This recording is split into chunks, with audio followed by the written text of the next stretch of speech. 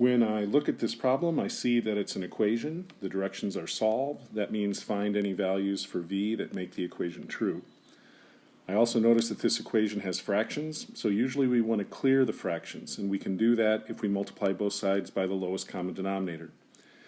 To find the lowest common denominator, I want to look at each individual denominator and make sure each individual denominator is part of my LCD. So it's going to have to contain the v and the 3. So my LCD will be 3v. What I'm going to do then is I'm going to multiply both sides of the equation by 3v. That means every term has to get multiplied by 3v, so it's going to get distributed like this. So in those three places I'm going to have to multiply by 3v. Since these are fractions, I can write 3v over 1 if I want.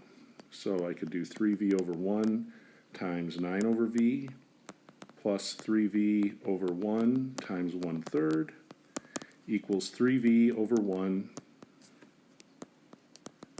times 8 over v. Notice now that a lot of stuff is going to cancel. We're going to get the v's canceling here, the 3's canceling here, and the v's canceling here. Now when I clean up the terms, notice there are no denominators anymore. All the denominators have canceled.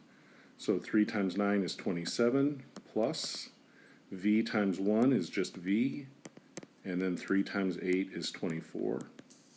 Now to get v by itself, I'm going to subtract 27 from both sides, and we're almost done.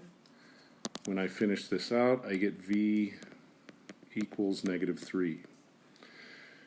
It turns out we need to check rational equations like this, at least to make sure that this solution doesn't make any of the denominators equal to 0. So if I put -3 in for v, I get 9 over -3, that's not 0, 1 over 3, that's not 0 in the bottom, 8 over -3, it's not 0 in the bottom. So as long as I haven't made any mistakes, this solution v equals -3 is correct.